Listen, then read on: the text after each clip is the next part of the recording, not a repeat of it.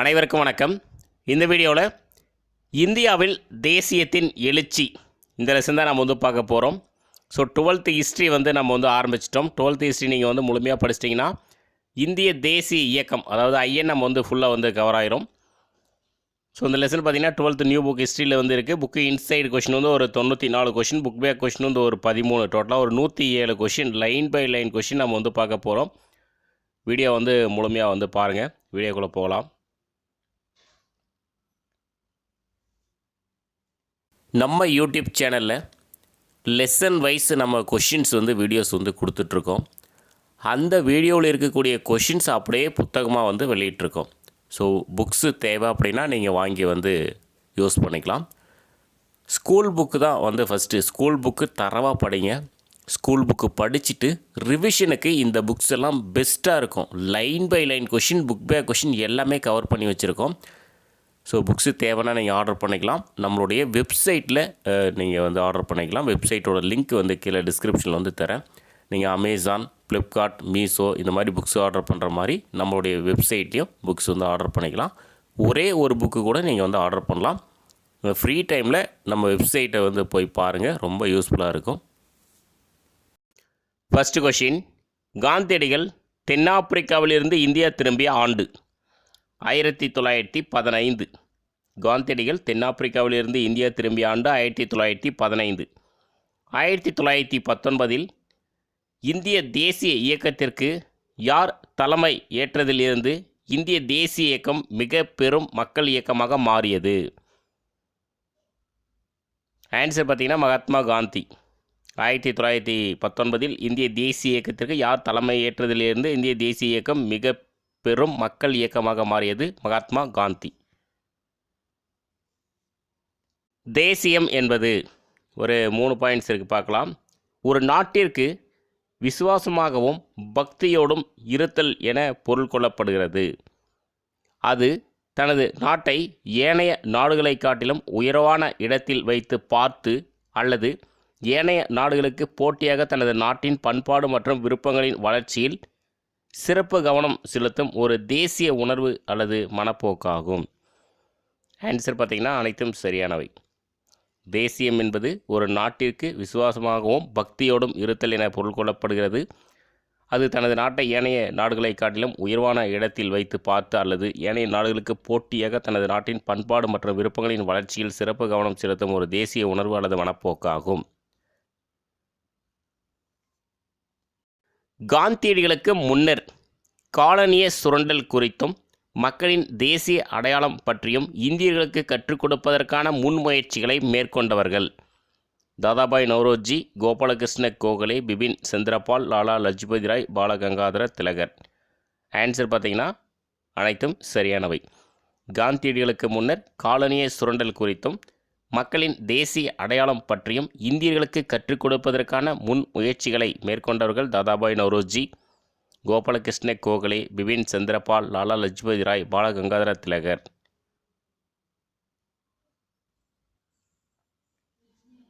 கீழ்கண்ட கூற்றுகளில் சரியானவற்றை தேர்ந்தெடுக. கூற்று 1, ஆங்கிலேயர் வருகைக்கு முன்பு இந்தியாவில் நிலத்தில் தனி சொத்துரிமை என்பது இல்லை. கூற்று 2, தற்போது நிலம் ஒரு சரக்காக மாற்றப்பட்டு விற்பது அல்லது வாங்குவதன் வழியாக நபர்களிடையே கைமாறியது. ஆன்சர் பார்த்திங்கன்னா ரெண்டுமே சரி. கூற்று 1 மற்றும் 2 சரி. ஆங்கிலேயர் வருகைக்கு முன்பு இந்தியாவில் நிலத்தில் தனி சொத்துரிமை என்பது இல்லை. தற்போது நிலம் ஒரு சரக்காக மாற்றப்பட்டு விற்பது அல்லது வாங்குவதன் வழியாக நபர்களிடையே கைமாறியது. டேஸ் ஆகிய கச்சா பொருட்கள் இந்தியாவிலிருந்து இங்கிலாந்துக்கு எடுத்து செல்லப்பட்டன. ஆன்சர் பார்த்திங்கன்னா பருத்தி, சணல், பட்டு. ஆன்சர் அனைத்தும் சரியானவை. பருத்தி, சணல், பட்டு ஆகிய கச்சா பொருட்கள் இந்தியாவிலிருந்து இங்கிலாந்துக்கு எடுத்து செல்லப்பட்டன. இண்டிகோ கழகம் நடைபெற்ற ஆண்டு 1859, 1860. வடக்கு வங்காளத்தில் தான் நடைபெற்றது. இண்டிகோ கழகம் நடைபெற்ற ஆண்டு 1859, 1860. 1770 to 1900 ஆகிய ஆண்டுகளுக்கு இடைப்பட்ட காலப்பகுதியில் பஞ்சத்தின் காரணமாக டேஸ் மில்லியன் மக்கள் உயிரிழந்ததாக மதிப்பிடப்பட்டுள்ளது. ஸோ எத்தனை அப்படின்னா 25 மில்லியன் மக்கள் 1770 to 1900 ஆகிய ஆண்டுகளுக்கு இடைப்பட்ட காலப்பகுதியில் பஞ்சத்தின் காரணமாக 25 மில்லியன் மக்கள் உயிரிழந்ததாக மதிப்பிடப்பட்டுள்ளது. 1891 முதல் 1900 வரையிலான 10 ஆண்டுகளில் பஞ்சத்தினால் மட்டும் இந்தியாவில் 19 மில்லியன் மக்கள் உயிரிழந்ததாக குறிப்பிடப்பட்டுள்ள மெட்ராஸ் டைம்ஸ் பத்திரிகையின் ஆசிரியர் யார் அப்படின்னா வில்லியம் டிக்பை. 1891 முதல் 1900 வரையிலான 10 ஆண்டுகளில் பஞ்சத்தினால் மட்டும் இந்தியாவில் 19 மில்லியன் மக்கள் உயிரிழந்ததாக குறிப்பிடப்பட்டுள்ள மெட்ராஸ் டைம்ஸ் பத்திரிகையின் ஆசிரியர் வில்லியம் டிக்பை. டேஸில் ஒரிசா பஞ்சத்தின் போது 1.5 மில்லியன் மக்கள் பட்டினிக்கு பலியாயினர். எப்போனா 1866. 1866 ஒரிசா பஞ்சத்தின் போது 1.5 மில்லியன் மக்கள் பட்டினிக்கு பலியாயினர். 200 மில்லியன் பவுண்ட் அரிசியை இங்கிலாந்துக்கு ஏற்றுமதி செய்தனர். இந்த ஒரிசா பஞ்சத்தின் போது இந்த பிரிட்டிஷார் 200 மில்லியன் பவுண்ட் அரிசியை இங்கிலாந்துக்கு ஏற்றுமதி செய்தனர். 11வது கொஷின், இதில் எக்ஸாம்பிள் கேட்டிருக்காங்க. ஒரிசா பஞ்சத்தின் தூண்டுதல் காரணமாக இந்தியாவின் வறுமை குறித்து தனது வாழ்நாள் முழுவதும் ஆய்வை தொடங்கினார். யார் அப்படின்னா தாதாபாய் நவ்ரோஜி. ஒரிசா பஞ்சத்தின் தூண்டுதல் காரணமாக இந்தியாவின் வறுமை குறித்து தனது வாழ்நாள் முழுவதும் ஆய்வை தொடங்கியவர் யார்னா தாதாபாய் நவ்ரோஜி. 2 ஆண்டுகள் பருவமழை பொய்த்து போனதால் மதராஸ் மாகாணத்தில் டேஸில் பெரும் பஞ்சம் ஏற்பட்டது.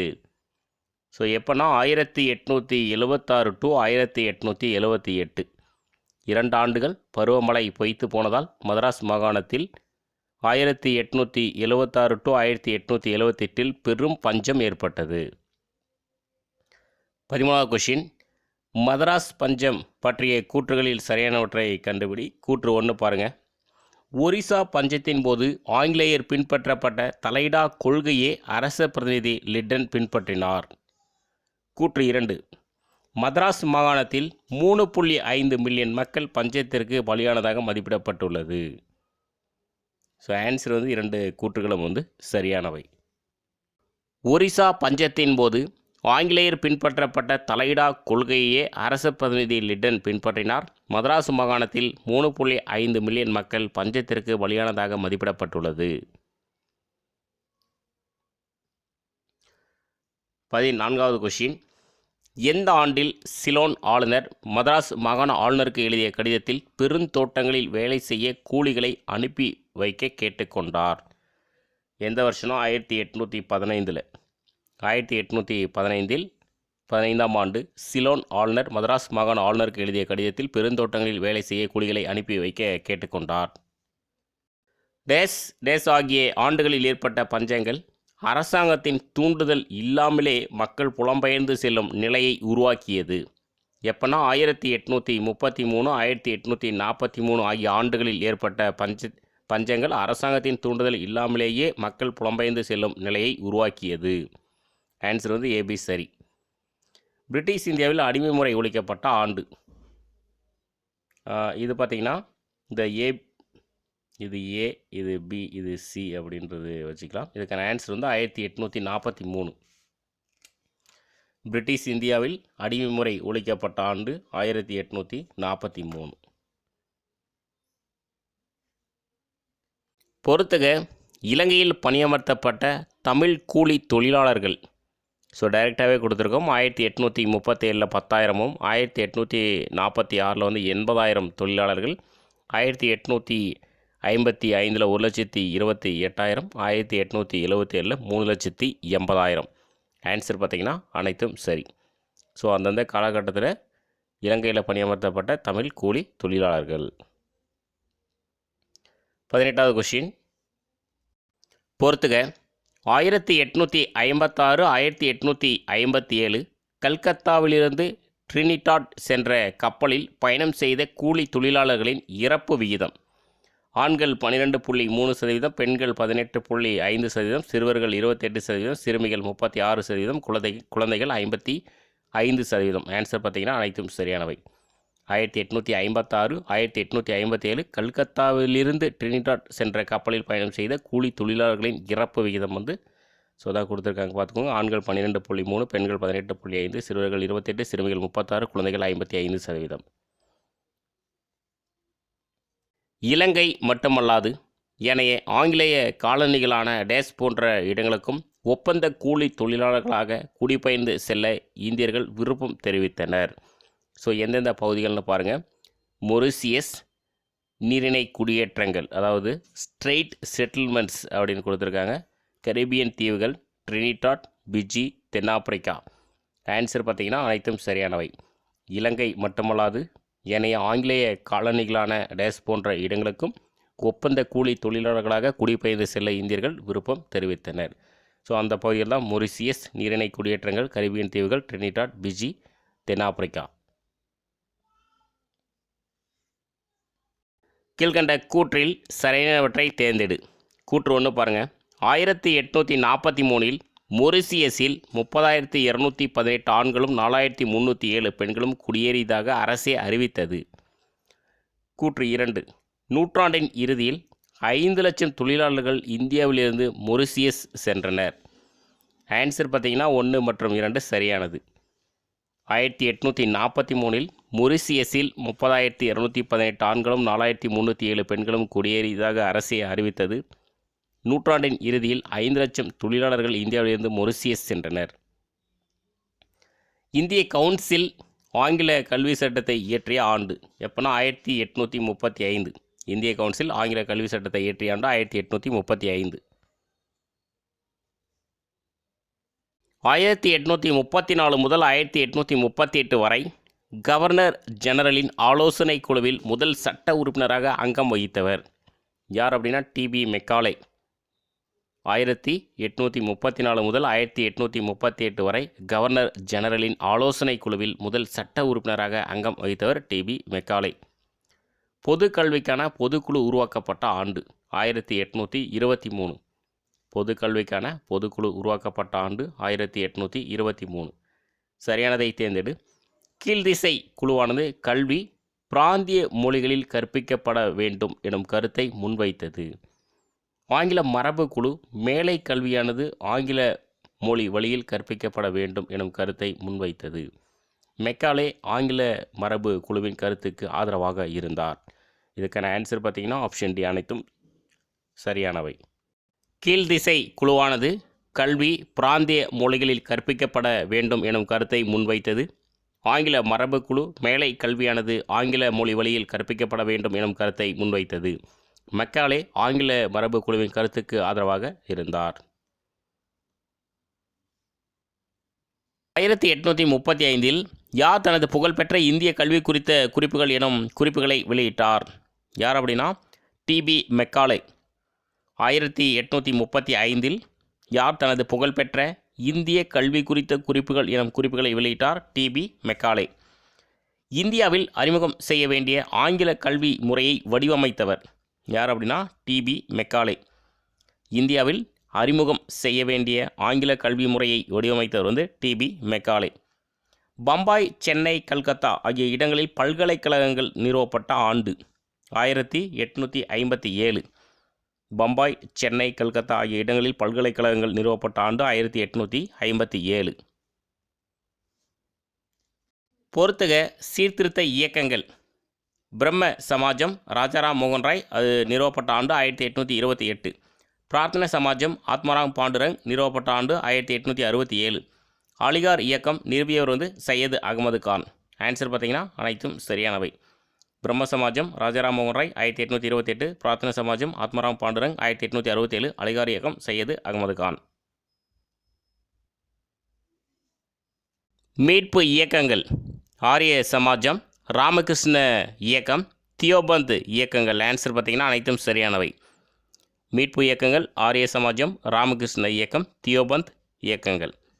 பொறுத்துக ஜோதிபா பூலே, அவர் பார்த்திங்கன்னா பூனே, நாராயணகுரு கேரளா, ஐயன்காளி கேரளா, வைகுண்ட சுவாமிகள் தமிழ்நாடு, ராமலிங்க அடிகள் தமிழ்நாடு, அயோத்திதாசர் தமிழ்நாடு. இதெல்லாம் சீர்திருத்தவாதிகள். ஆன்சர் பார்த்திங்கன்னா அனைத்தும் சரியானவை.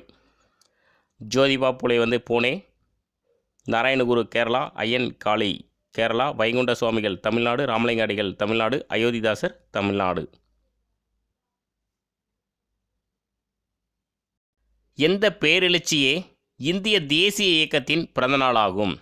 ஆன்சர் பார்த்தீங்கன்னா 1857 பேரெழுச்சி.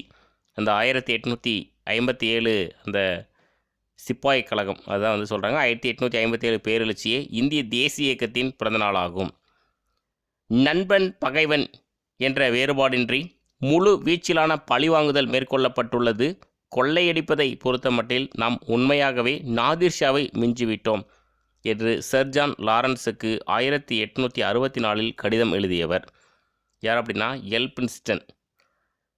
நண்பன் பகைவன் என்ற வேறுபாடின்றி முழு வீச்சிலான பழிவாங்குதல் மேற்கொள்ளப்பட்டுள்ளது. கொள்ளையடிப்பதை பொறுத்தமட்டில் நாம் உண்மையாகவே நாதிர்ஷாவை மிஞ்சிவிட்டோம் என்று சர் ஜான் லாரன்ஸுக்கு 1864 கடிதம் எழுதியவர் எல்பின்ஸ்டன். குடிமைப்பணிக்கான வயது வரம்பு டேஸ் என நிர்ணயம் செய்யப்பட்டது? ஆன்சர் பார்த்தீங்கன்னா 21 வயது. குடிமைப்பணிக்கான வயது வரம்பு 21 என நிர்ணயம் செய்யப்பட்டது. கீழ்கண்ட கூற்றுகளில் சரியானவற்றை தேர்ந்தெடு. கூற்று 1, குடிமைப்பணி தேர்வுகளில் இந்தியர்கள் வெற்றி பெற்றதைத் தொடர்ந்து தேர்வுகளை இந்தியர்கள் எழுதவிடாமல் தடுப்பதற்காக வயது வரம்பு 19ஆக குறைக்கப்பட்டது. கூற்று 2, இதைப் போலவே குடிமைப்பணி தேர்வுகளை ஒரே நேரத்தில் இங்கிலாந்திலும் இந்தியாவிலும் நடத்த வேண்டுமென இந்தியாவின் கற்றறிந்த நடுத்தர வர்க்கம் வைத்த வேண்டுகோளை ஆங்கில அரசு ஏற்றுக்கொள்ள மறுத்தது. ஆன்சர் பார்த்தீங்கன்னா ரெண்டுமே சரி. 1 மற்றும் 2 சரியானது. குடிமைப்பணி தேர்வுகளில் இந்தியர்கள் வெற்றி பெற்றதை தொடர்ந்து தேர்வுகளை இந்தியர்கள் எழுதவிடாமல் தடுப்பதற்காக வயது வரம்பு 19ஆக குறைக்கப்பட்டது. இதைப் போலவே குடிமைப்பணி தேர்வுகளை ஒரே நேரத்தில் இங்கிலாந்திலும் இந்தியாவிலும் நடத்த வேண்டுமென இந்தியாவின் கற்றறிந்த நடுத்தர வர்க்கம் வைத்த வேண்டுகோளை ஆங்கில அரசு ஏற்றுக்கொள்ள மறுத்தது. இந்திய தண்டனை சட்டம் 1870 அந்த விதிமுறை பாருங்கள் 124A அடக்குமுறை ஒழுங்காற்று சட்டம். அதில் வந்து 124A என்பது அடக்குமுறை ஒழுங்காற்று சட்டம். இந்திய தண்டனை சட்டம் 1870. பத்திரிகைகளை தணிக்கைக்கு உட்படுத்திய பிராந்திய மொழி சட்டம். ஆன்சர் பார்த்தீங்கன்னா 1878. பத்திரிகைகளை தணிக்கைக்கு உட்படுத்திய பிராந்திய மொழி சட்டம் வந்து 1878. டேஸ் அரசு பிரதிநிதியாக இருந்தபோது ஹில்பர்ட் மசோதா மூலம் இந்திய நீதிபதிகள் ஐரோப்பியர்களை விசாரிக்கும் அதிகாரம் பெற்றனர். ஆன்சர் பார்த்தீங்கன்னா ரிப்பன் பிரபு அரசு பிரதிநிதியாக இருந்தபோது ஹில்பர்ட் மசோதா மூலம் இந்திய நீதிபதிகள் ஐரோப்பியர்களை விசாரிக்கும் அதிகாரம் பெற்றனர். அச்சு இயந்திரத்தின் அறிமுகத்தால் டேஸ் போன்ற நவீன சிந்தனைகளை பரப்ப மக்களுக்கு உதவியது. தன்னாட்சி, மக்களாட்சி, குடிமை உரிமைகள், தொழில்மயமாக்குதல். ஆன்சர் பார்த்தீங்கன்னா அனைத்தும் சரியானவை. அச்சு இயந்திரத்தின் அறிமுகத்தால் டேஸ் போன்ற நவீன சிந்தனைகளை பரப்ப மக்களுக்கு உதவியது. தன்னாட்சி, மக்களாட்சி, குடிமை உரிமைகள், தொழில்மயமாக்குதல். ராஜாராம் மோகன் ராய் தொடங்கிய வங்காள மொழி பத்திரிகை. இதெல்லாம் ரொம்ப முக்கியமான கொஷின், எக்ஸாமில் கொஷின் கேட்டிருக்காங்க. சம்வத் கௌமுதி, இது வருஷம் வந்து 1821. ராஜாராம் மோகன் ராய் தொடங்கிய வங்காள மொழி பத்திரிகை வந்து சம்வத் கௌமுதி 1821. அடுத்து பாருங்கள், இதுவும் அவருடைய பத்திரிகை தான். இதுவும் ரொம்ப முக்கியமான கொஷின். ராஜாராம் மோகன் ராய் தொடங்கிய பாரசீக மொழி பத்திரிகை மிராத் உல் அக்பர். ராஜாராம் மோகன் ராய் தொடங்கிய பாரசீக மொழி பத்திரிகை வந்து மிராத் உல் அக்பர். தேசிய உணர்வை பேணுவதில் மிக பெரும் தொண்டாற்றிய பத்திரிகைகள் பாருங்கள். Amrita Bazar Patrika, the Bombay Chronicle, the Tribune, the Indian Mirror, the Hindu Swadesi Mitran. Answer பார்த்திங்கன்னா அனைத்தும் சரியானவை. தேசிய உணர்வை பேணுவதில் மிக பெரும் தொண்டாற்றிய பத்திரிகைகள் வந்து Amrita Bazar Patrika, the Bombay Chronicle, the Tribune, the Indian Mirror, the Hindu Swadesi Mitran. தேசியத்தின் குறிக்கோளானது இந்திய சிந்தனையை, இந்திய குணநலன்களை, இந்திய உணர்வுகளை, இந்திய ஆற்றலை, இந்தியாவின் உன்னதத்தை மீட்டெடுப்பதாகும் என்று எழுதியவர் யார்? அப்படின்னா அரவிந்த் கோஷ். தேசியத்தின் குறிக்கோளானது இந்திய சிந்தனையை, இந்திய குணநலன்களை, இந்திய உணர்வுகளை, இந்திய ஆற்றலை, இந்தியாவின் உன்னதத்தை மீட்டெடுப்பதாகும் என்று எழுதியவர் வந்து அரவிந்த் கோஷ். சென்னை வாசிகள் சங்கம் எனும் அமைப்பு உருவாக்கப்பட்ட ஆண்டு 1852 பிப்ரவரி 26. சென்னை வாசிகள் சங்கம் எனும் அமைப்பு உருவாக்கப்பட்ட ஆண்டு 1852 பிப்ரவரி 26. எந்த சங்கம் சென்னை மாகாணத்தை சேர்ந்த நிலவுடைமை வணிக வர்க்கத்தினரின் அமைப்பாகும்? ஆன்சர் வந்து சென்னை வாசிகள் சங்கம். எந்த சங்கம் சென்னை மாகாணத்தை சேர்ந்த நிலவுடைமை வணிக வர்க்கத்தினரின் அமைப்பாகும்? ஆன்சர் வந்து சென்னை வாசிகள் சங்கம். சென்னை வாசிகள் சங்கம் உருவாவதற்கு உந்து சக்தியாக திகழ்ந்தவர்? ஆன்சர் வந்து கஜிலு லட்சுமி நரசு. அது வந்து கஜிலு, அதாவது சென்னை வாசிகள் சங்கம் உருவாவதற்கு உந்து சக்தியாக திகழ்ந்தவர் வந்து கஜிலு லட்சுமி நரசு.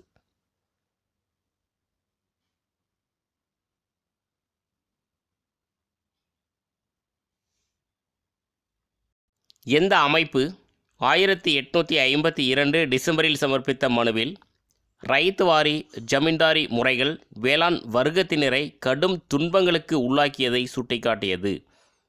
ஆன்சர் வந்து சென்னை வாசிகள் சங்கம்.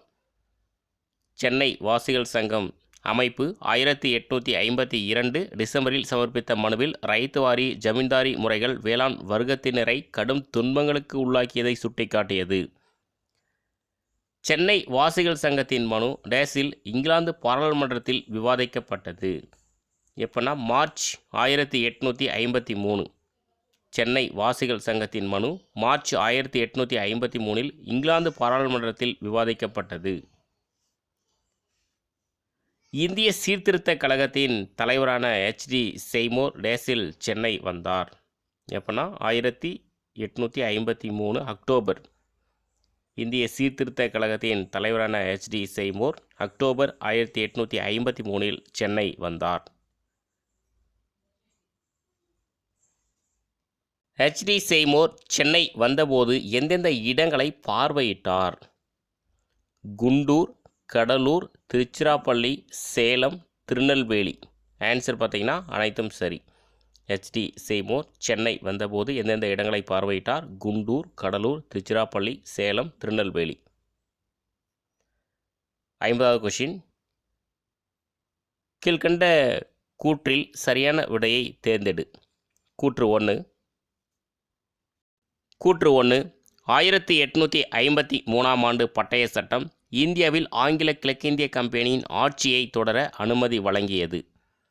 கூற்று 2. இதனால் சென்னை வாசிகள் அமைப்பு இந்தியாவில் உள்ள ஆங்கிலேயருக்கு சொந்தமான பகுதிகள் மகாராணியாரின் நேரடி கட்டுப்பாட்டிற்கு மாற்றப்பட வேண்டும் என ஒரு போராட்டத்தை நடத்தியது.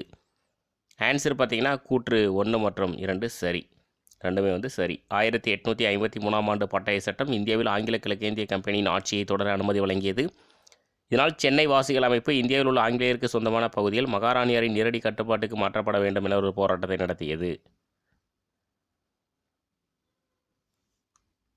இந்தியாவில் கம்பெனியின் ஆட்சி ஒழிக்கப்பட வேண்டும் என்ற கோரிக்கையை கொண்ட 14,000 நபர்களால் கையெழுத்திடப்பட்ட தனது 2வது மனுவை ஆங்கில பாராளுமன்றத்திற்கு அனுப்பிய அமைப்பு எது அப்படின்னா சென்னை வாசிகள் சங்கம். இந்தியாவில் கம்பெனியின் ஆட்சி ஒழிக்கப்பட வேண்டும் என்ற கோரிக்கையை கொண்ட 14,000 நபர்களால் கையெழுத்திடப்பட்ட தனது 2வது மனுவை ஆங்கில பாராளுமன்றத்துக்கு அனுப்பிய அமைப்பு வந்து சென்னை வாசிகள் சங்கம். லட்சுமி நரசு மறைந்த ஆண்டு 1866. லட்சுமி நரசு மறைந்த ஆண்டு 1866. சென்னை வாசிகள் சங்கம் டேஸுக்கு பிறகு செயலிழந்தது? எப்போனா 1881க்கு பிறகு செயலிழந்தது. சென்னை வாசிகள் சங்கம் 1881க்கு பிறகு செயலிழந்தது. சென்னை மகாஜன சங்கம் தொடங்கப்பட்ட ஆண்டு மே 1884. சென்னை மகாஜன சங்கம் தொடங்கப்பட்ட ஆண்டு மே 1884. மே 16, 1884 சென்னை மகாஜன சங்க தொடக்க விழாவில் பங்கேற்ற முக்கிய பிரமுகர்கள் ஜி. சுப்பிரமணியம், வீர ராகவாச்சாரி, அனந்தச்சார்லு, ரங்கையா, பாலாஜிராவ், சேலம் ராமசாமி. ஆன்சர் பார்த்தீங்கன்னா அனைத்தும் சரியானவை. மே 16, 1884 சென்னை மகாஜன சங்க தொடக்க விழாவில் பங்கேற்ற முக்கிய பிரமுகர்கள் ஜி. சுப்பிரமணியம், வீர ராகவாச்சாரி, அனந்தச்சார்லு, ரங்கையா, பாலாஜிராவ், சேலம் ராமசாமி. சென்னை மகாஜன சபையை இந்திய தேசிய காங்கிரசுடன் இணைத்த மாநாடு எந்த மாநாடு அப்படின்னா பம்பாய் மாநாடு. சென்னை மகாஜன சபையை இந்திய தேசிய காங்கிரசுடன் இணைத்த மாநாடு பம்பாய் மாநாடு. இறக்குமதியாகும் பருத்தி இலை துணிகளின் மீது இறக்குமதி வரி விதிக்கப்பட வேண்டுமென ஜவுளி ஆலை உரிமையாளர்கள் இயக்கம் நடத்திய ஆண்டு எப்போனா 1875. இறக்குமதியாகும் பருத்தி இலை துணிகளின் மீது இறக்குமதி வரி விதிக்கப்பட வேண்டுமென ஜவுளி ஆலை உரிமையாளர்கள் இயக்கம் நடத்திய ஆண்டு 1875. அரசு பணிகள் இந்தியமயமாக்கப்பட வேண்டும் என்ற கோரிக்கை ஓங்கி ஒலித்த ஆண்டு 1877. அரசு பணிகள் இந்தியமயமாக்கப்பட வேண்டும் என்ற கோரிக்கை ஓங்கி ஒலித்த ஆண்டு 1877. வட்டார மொழி பத்திரிகை சட்டத்திற்கு எதிராக போராட்டங்கள் நடைபெற்ற ஆண்டு 1878. வட்டார மொழி பத்திரிகை சட்டத்திற்கு எதிராக போராட்டங்கள் நடைபெற்ற ஆண்டு 1878. கில்பர்ட் மசோதாவிற்கு ஆதரவாக கிளர்ச்சிகள் நடைபெற்ற ஆண்டு 1883. ஹில்பர்ட் மசோதாவிற்கு ஆதரவாக கிளர்ச்சிகள் நடைபெற்ற ஆண்டு 1883.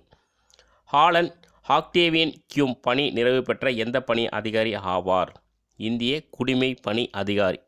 ஹாலண்ட் ஆக்டேவியன் கியூம் பணி நிறைவு பெற்ற எந்த பணி அதிகாரி ஆவார்? இந்திய குடிமை பணி அதிகாரி ஆவார்.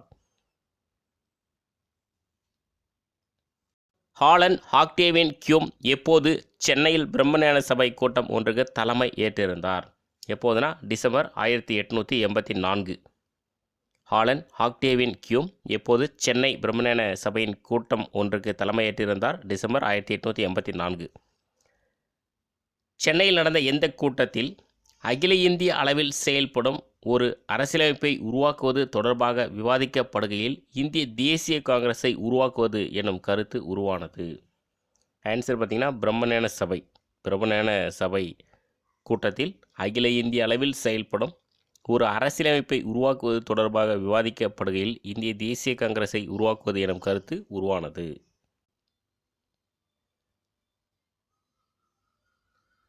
இந்திய தேசிய காங்கிரஸ் 1885 டிசம்பர் 28 டேஸில் உருவாக்கப்பட்டது.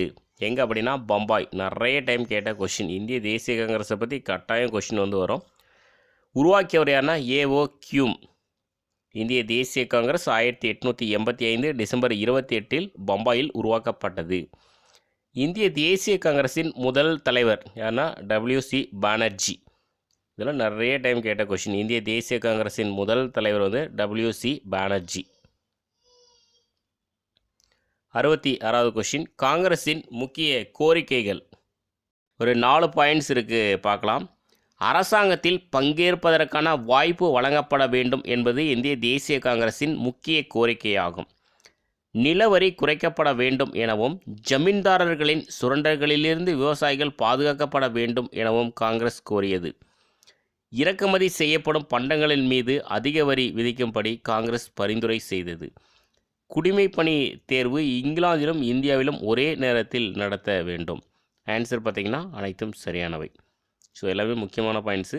அரசாங்கத்தில் பங்கேற்பதற்கான வாய்ப்பு வழங்கப்பட வேண்டும் என்பது இந்திய தேசிய காங்கிரஸின் முக்கிய கோரிக்கையாகும். நிலவரி குறைக்கப்பட வேண்டும் எனவும் ஜமீன்தாரர்களின் சுரண்டல்களிலிருந்து விவசாயிகள் பாதுகாக்கப்பட வேண்டும் எனவும் காங்கிரஸ் கோரியது. இறக்குமதி செய்யப்படும் பண்டங்கள் மீதான அதிக வரி விதிக்கும்படி காங்கிரஸ் பரிந்துரை செய்தது. குடிமைப்பணி தேர்வு இங்கிலாந்திலும் இந்தியாவிலும் ஒரே நேரத்தில் நடத்த வேண்டும். காங்கிரஸின் இத்தலைவர்கள் அரசியலமைப்பு சட்டம் அனுமதித்த வழிகளான மனு கொடுப்பது, மன்றாடுவது, விண்ணப்பம் செய்வது போன்ற முறைகளை மேற்கொண்டதால் டேஸ் எனும் புனைப்பெயரை பெற்றனர். யார் அப்படின்னா மிதவாத தேசியவாதிகள். காங்கிரஸின் இத்தலைவர்கள் அரசியலமைப்பு சட்டம் அனுமதித்த வழிகளான மனு கொடுப்பது, மன்றாடுவது, விண்ணப்பம் செய்வது போன்ற முறைகளை மேற்கொண்டதால் மிதவாத தேசியவாதிகள் எனும் புனைப்பெயரை பெற்றனர். எந்த ஆண்டுகளின் பிற்பகுதியிலிருந்து இந்திய தேசிய காங்கிரஸுக்குள்ளே கருத்து வேற்றுமைகள் வளர்ந்தன? எப்போனா 1890. எந்த ஆண்டுகளின் பிற்பகுதியிலிருந்து இந்திய தேசிய காங்கிரஸுக்குள்ளே கருத்து வேற்றுமைகள் வளர்ந்தன? 1890. தீவிர தேசியவாதிகள் பிபின் சந்திரபால், பால கங்காதர திலகர், லாலா லஜ்பதி ராய். ஆன்சர் பார்த்திங்கன்னா அனைத்தும் சரியானவை. தீவிர தேசியவாதிகள் பிபின் சந்திரபால், பால கங்காதர திலகர், லாலா லஜ்பதி ராய். திலகர் சுயராஜ்யம் எனது பிறப்புரிமை, அதை அடைந்தே தீருவேன் என முழங்கிய ஆண்டு. ஆன்சர் 1897. நிறைய டைம் கேட்ட கொஷின். திலகர் சுயராஜ்யம் எனது பிறப்புரிமை, அதை அடைந்தே தீருவேன் என முழங்கிய ஆண்டு 1897. 1885 இந்திய தேசிய காங்கிரஸ் உருவாக்கப்பட்ட போது அதன் உறுப்பினர்களின் எத்தனை பகுதியினர் பத்திரிகையாளர்களாக இருந்தனர்? ஆன்சர் 3 1 பங்கு. 1885 இந்திய தேசிய காங்கிரஸ் உருவாக்கப்பட்ட போது அதன் உறுப்பினர்களின் எத்தனை பகுதியினர் பத்திரிகையாளர்களாக இருந்தனர்? 3 1 பங்கு பகுதியினர் பத்திரிகையாளர்களாக இருந்தனர். தாதாபாய் நவ்ரோஜி தொடங்கிய பத்திரிகைகள்: இந்தியாவின் குரல், ராஷ்ட் கோப்தார். இதெல்லாம் முக்கியமான கொஷின்ஸ். ஆன்சர் பார்த்தீங்கன்னா ஏபி சரியானவை. தாதாபாய் நவ்ரோஜி தொடங்கிய பத்திரிகைகள் இந்தியாவின் குரல், ராஷ்ட் கோப்தார். பெங்காலி எனும் செய்தி பத்திரிகையின் ஆசிரியராக பணிபுரிந்தவர் யாருன்னா? சுரேந்திரநாத் பானர்ஜி. பெங்காலி எனும் செய்தி பத்திரிகையின் ஆசிரியராக பணிபுரிந்தவர் சுரேந்திரநாத் பானர்ஜி. பால கங்காதர திலகர் தொடங்கிய பத்திரிகைகள்: கேசரி, மராட்டா. ஆன்சர் ஏபி சரி. பால கங்காதர திலகர் தொடங்கிய பத்திரிகைகள் கேசரி, மராட்டா. இந்த பத்திரிகைகள் பற்றியெல்லாம் நிறைய டைம் கொஷின்ஸ் வந்திருக்கு, பார்த்துக்கோங்க. இப்போ தாதாபாய் நவ்ரோஜினா இந்தியாவின் குரல், ராஷ்ட் கோப்தார். பெங்காலி சுரேந்திரநாத் பானர்ஜி. பால கங்காதர திலகர் கேசரி, மராட்டா. இந்தியாவில் ஆங்கிலேயரின் ஏகாதிபத்திய ஆட்சிக்கு எதிராக நாடு தழுவிய எதிர்ப்புக்கு திலகர் அழைப்பு விடுத்ததால் டேஸில் அவர் கைது செய்யப்பட்டார். எப்போனா ஜூலை 27, 1897. இந்தியாவில் ஆங்கிலேயரின் ஏகாதிபத்திய ஆட்சிக்கு எதிராக நாடு தழுவிய எதிர்ப்புக்கு திலகர் அழைப்பு விடுத்ததால் ஜூலை 27, 1897 அவர் கைது செய்யப்பட்டார். திலகர் கைது செய்யப்பட்டு எந்த சட்டத்தின் பிரிவு 124 ஏயின் கீழ் குற்றம் சாட்டப்பட்டார்? ஆன்சர் இந்திய தண்டனை சட்டம். திலகர் கைது செய்யப்பட்டு எந்த சட்ட பிரிவு 124 ஏயின் கீழ் குற்றம் சாட்டப்பட்டார்? இந்திய தண்டனை சட்டம்.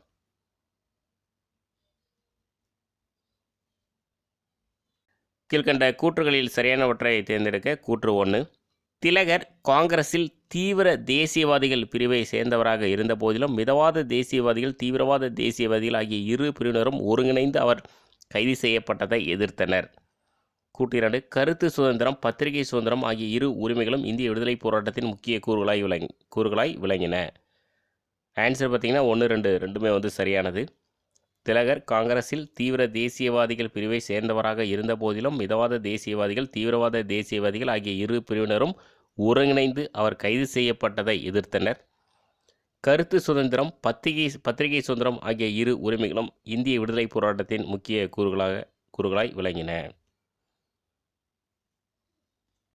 இந்திய தேசியத்தின் முதுபெரும் தலைவர் என அறியப்படுபவர் யார் அப்படின்னா? தாதாபாய் நவ்ரோஜி. நிறைய டைம் கேட்ட கொஷின். முதுபெரும் தலைவர்.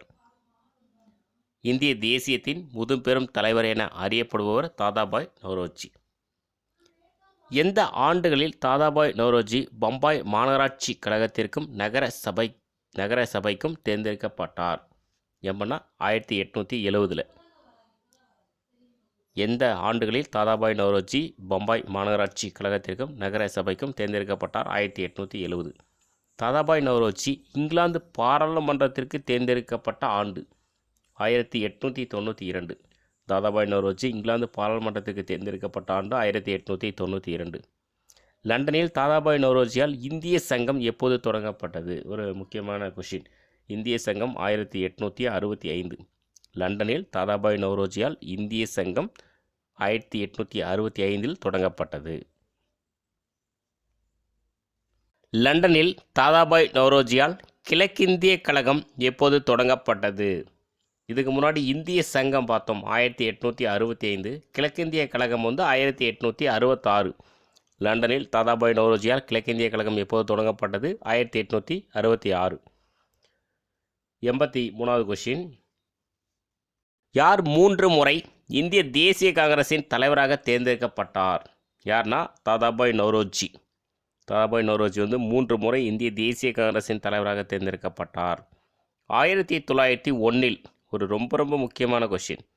1901 இந்தியாவில் வறுமையும் பிரிட்டிஷ் தன்மையற்ற ஆட்சியும் எனும் புத்தகத்தை எழுதியவர் யார்னா? தாதாபாய் நவ்ரோஜி.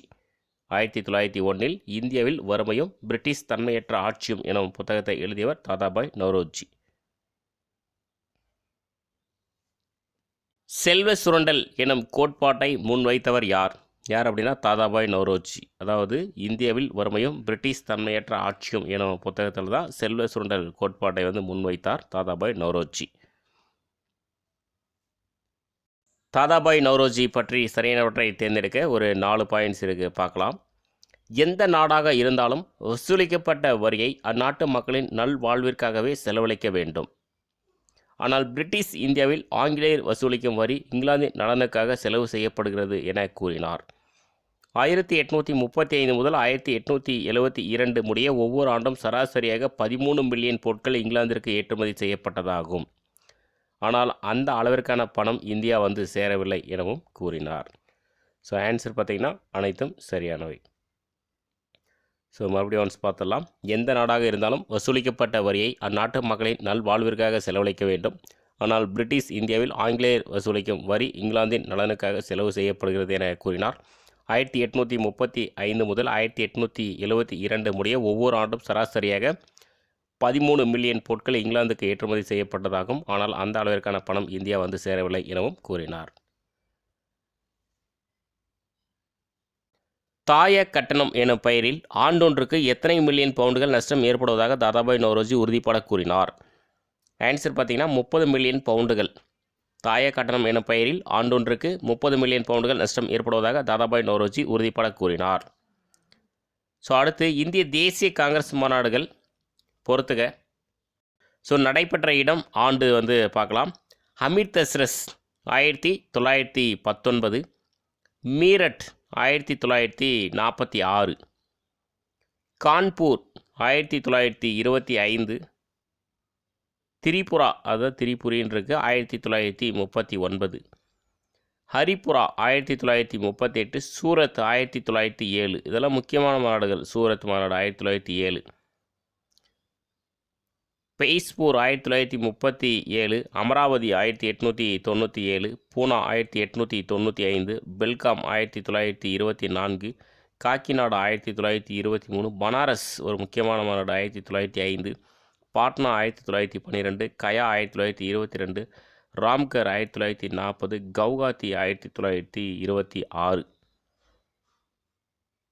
ஸோ இதில் ரொம்ப முக்கியமான மாநாடுனா பாருங்கள், அமிர்தசரஸ், மீரட்டு, கான்பூர், சூரத்து, பனாரஸ் இதெல்லாம் கொஞ்சம் முக்கியமான மாநாடுகள். பொறுத்துக. கராச்சி 1913, 1931 2 டைம் நடந்திருக்கு கராச்சியில். 1913, 1931. அகமதாபாத் 1902, 1921. நாக்பூர் 1891, 1920. அந்த 1920 பார்த்திங்கன்னா ஒரு சிறப்பு மாநாடு. லக்னோ 3 முறை நடந்திருக்கு. 1899, 1916, 1936. அலகாபாத் 1888, 1892, 1910. லாகூர் பார்த்திங்கன்னா ரொம்ப முக்கியமான மாநாடுனா 1929. லாகூர் 1893, 1900, 1909, 1929. 1929 ரொம்ப முக்கியமான ஒரு மாநாடு. நிறைய டைம் கொஷின் கேட்டிருக்காங்க. டெல்லி 1918, 1932, 1947, 1923 பார்த்திங்கன்னா அது ஒரு சிறப்பு மாநாடு. ஆன்சர் பார்த்திங்கன்னா அனைத்தும் சரியானவை. இதில் கராச்சி 1931 ஒரு ரொம்ப முக்கியமான மாநாடு. லக்னோ 1916 ஒரு முக்கியமான மாநாடு. லக்னோ மாநாடு. கராச்சி 1931. நாக்பூர் 1920 ஒரு சிறப்பு மாநாடு. லக்னோ 1916 ஒரு முக்கியமான மாநாடு. இப்போ அலகாபாத்னா அது ஒன்றும் 1910 அது மாதிரி ஒரு முக்கியமான மாநாடு. லாகூர் 1929. டெல்லி பார்த்திங்கன்னா 1947, 1923 இதெல்லாம் கொஞ்சம் முக்கியமான மாநாடு. இந்திய தேசிய காங்கிரஸ் மாநாடு கல்கத்தாவில் நடந்த மாநாடு மட்டும் பாருங்கள். 1886 2வது மாநாடு, முக்கியமான ஒரு மாநாடு. அடுத்து 1890, 1896, 1901. அடுத்து 1906 ஒரு முக்கியமான மாநாடு. 1911 முக்கியமான மாநாடு. 1917, 1920 சிறப்பு மாநாடு. 1928, 1933. ஆன்சர் பார்த்தீங்கன்னா அனைத்தும் சரியானவை. ஸோ கல்கத்தா மாநாடு பார்த்துக்கோங்க. இந்திய தேசிய காங்கிரஸ் மாநாடு பம்பாய் பாருங்கள். 1885 முதல் மாநாடு, நிறைய டைம் கேட்ட கொஷின். 1889, 1904, 1915, 1918, 1934, 1942. ஸோ 1918 வந்து ஒரு சிறப்பு மாநாடு, 1942 ஒரு சிறப்பு மாநாடு. இந்த பம்பாய் மாநாட்டை பொறுத்த வரைக்கும் 1885 தான் நிறைய டைம் கேட்ட கொஷின். இந்திய தேசிய காங்கிரஸ் மாநாடு சென்னை பாருங்கள். இது சென்னையை பொறுத்த வரைக்கும் 3வது மாநாடு வந்து சென்னையில் வந்து நடந்தது 1887. அடுத்து 1894, 1898, 1903, 1908, 1914, 1927. 1927 ஒரு முக்கியமான மாநாடு. ஆன்சர் பார்த்திங்கன்னா அனைத்தும் சரி. மாநாடு நடைபெறாத ஆண்டுகள் ஸோ பாருங்கள், 1930, 1935, இது 1941 45 வரைக்கும் வந்து மாநாடு நடைபெறல. ஆன்சர் பார்த்திங்கன்னா ஏபி சரி. 1941 to 1945 இது பார்த்துக்கோங்க. ஏன்னா 1942 ஒரு சிறப்பு மாநாடு மட்டும் வந்து நடந்திருக்கு. அதுக்கப்புறம் பெருசாக மாநாடுகள் வந்து அந்த கேப்பில் கரெக்டாக நடக்கலை, எந்த மாநாடுமே வந்து நடக்கலை. 94 சிறப்பு மாநாடுகள் நடைபெற்ற ஆண்டு, அதை மட்டும் நம்ம தனியாக எடுத்து கொடுத்துருக்கோம். 1918 பம்பாயில் ஒரு சிறப்பு மாநாடு, 1920 கல்கத்தா சிறப்பு மாநாடு, 1923 டெல்லி சிறப்பு மாநாடு, 1942 பம்பாய் சிறப்பு மாநாடு. ஆன்சர் பார்த்திங்கன்னா அனைத்தும் சரியானவை. நாக்பூரில் வந்து 1920 ஒரு சிறப்பு மாநாடு வந்து இருக்கும். கல்கத்தாவில் 1920, நாக்பூரில் 1920 கிடையாது, கல்கத்தா தான் 1920. நாக்பூரில் 1920 மாநாடு நடந்திருக்கு, ஆனால் சிறப்பு மாநாடு வந்து கல்கத்தாவில் வந்து நடந்திருக்கு. ஸோ நெக்ஸ்ட்டு வந்து புக் பேக் கொஷின் வந்து பார்க்கலாம். புக்கு இன்சைடு கொஷின் வந்து முடிஞ்சது. காந்தியடிகள் தென்னாப்பிரிக்காவிலிருந்து எந்த ஆண்டு இந்தியா திரும்பினார்? எந்த ஆண்டுனா 1915. இந்தியாவில் ஆங்கில கல்வி எந்த ஆண்டு அறிமுகப்படுத்தப்பட்டது? 1835. மாறுபட்ட ஒன்றை தேர்வு செய்க. William Jones, Charles Wilkins, marks Muller. இதில் மாறுபட்டவர் யாருன்னா அரவிந்த் கோஷ். சுயராஜ்யம் எனது பிறப்புரிமை, அதை அடைந்தே தீருவேன் என கூறியவர் யாருன்னா பாலகங்காதர திலகர். நிறைய டைம் கேட்ட கொஷின். பொறுத்துக, பாலகங்காதர திலகர் அவருடைய பத்திரிகை தான் கேசரி. தாதாபாய் நௌரோஜி இந்தியாவின் குரல். மெக்காலே இந்திய கல்வி குறித்த குறிப்புகள். வில்லியம் டிக்பை வந்து மெட்ராஸ் டைம்ஸ் பத்திரிகையின் ஆசிரியர். ஆன்சர் பார்த்திங்கன்னா அனைத்தும் சரி. பின்வரும் எது ஒன்று சரியாக பொருந்தியுள்ளது? இதில் சரியாக பொருந்தியுள்ளது பார்த்திங்கன்னா சென்னை வாசிகள் சங்கம் 1852 என்பது சரி. ஆங்கில கல்வி சட்டம் வந்து 1835. அடிமை முறை ஒழிப்பு 1843. இண்டிகோ கழகம் வந்து 1859, 1860. பின்வரும் அமைப்புகள் தொடங்கப்பட்ட சரியான காலவரிசையை தேர்வு செய்க. சென்னை வாசிகள் சங்கம் 1852, இந்திய சங்கம் 1865, கிழக்கிந்திய கழகம் 1866, சென்னை மகாஜன சபை 1884. ஆன்சர் பார்த்திங்கன்னா அனைத்தும் சரியான வரிசை, நம்ம சரியாக தான் கொடுத்துருக்கோம். 102வது கொஷின். இந்திய தேசிய காங்கிரஸை நிறுவியவர் யார் அப்படின்னா ஏஓ கியூம். இவர் தான் வந்து இந்திய தேசிய காங்கிரஸை நிறுவியவர். இந்திய தேசிய காங்கிரஸின் முதல் தலைவர் யாருன்னா டபிள்யூசி பானர்ஜி. இந்திய தேசிய காங்கிரஸுடைய முதல் தலைவர் வந்து டபிள்யூசி பானர்ஜி. இந்தியாவின் முதும்பெரும் மனிதர் என அழைக்கப்படுபவர் யார் அப்படின்னா தாதாபாய் நௌரோஜி. இதெல்லாம் நிறைய டைம் கேட்ட கொஷின். இது எல்லாமே 102, 103, 104, 105 எல்லாமே நிறைய டைம் கேட்ட கொஷின். இந்தியாவில் வறுமையும் பிரிட்டிஷ் தன்மையற்ற ஆட்சியும் என்ற நூலை எழுதியவர், அதான் செல்வ சுரண்டல் கோட்பாடு. யார் எழுதியவர்னா தாதாபாய் நௌரோஜி. வருஷம் 1901. ஆங்கில அரசாங்கம் தடையற்ற வணிக கொள்கையை பின்பற்றியது. காரணம், இங்கிலாந்தின் தடையற்ற வணிக கொள்கையினால் இந்தியா நன்மையை பெற்றது. நன்மையெல்லாம் பெறலை. அண்ட் அது வந்து காரணம் வந்து தவறு. கூற்று வந்து சரி, காரணம் வந்து தவறு. 107வது கொஷின். ஒரிசா பஞ்சம் குறித்து பின்வரும் கூற்றுகளில் சரியானவை எவை எது? 1866 ஆண்டில் 1.5 மில்லியன் மக்கள் ஒரிசாவில் பட்டினியால் இறந்தனர். பஞ்ச காலத்தில் 200 மில்லியன் பவுண்டு அரிசியை பிரிட்டனுக்கு ஆங்கில அரசு ஏற்றுமதி செய்தது. ஒரிசா பஞ்சமானது தாதாபாய் நவ்ரோஜியை இந்திய வறுமை குறித்து வாழ்நாள் ஆய்வை மேற்கொள்ள தூண்டியது. ஆன்சர் பார்த்தீங்கன்னா அனைத்தும் சரியானவை. ஸோ பாருங்கள், 1866ஆம் ஆண்டில் 1.5 மில்லியன் மக்கள் ஒரிசாவில் பட்டினியால் இறந்தனர். பஞ்ச காலத்தில் 200 மில்லியன் பவுண்ட் அரிசியை பிரிட்டனுக்கு ஆங்கில அரசு ஏற்றுமதி செய்தது. ஒரிசா பஞ்சமானது தாதாபாய் நவ்ரோஜியை இந்திய வறுமை குறித்த வாழ்நாள் ஆய்வை மேற்கொள்ள தூண்டியது. ஆன்சர் பார்த்தீங்கன்னா அனைத்தும் சரியானவை. ஸோ இதோட இந்த லெசன் முடிஞ்சது. அடுத்த ஒரு லெசனில் வந்து சந்திக்கலாம். தேங்க்யூ.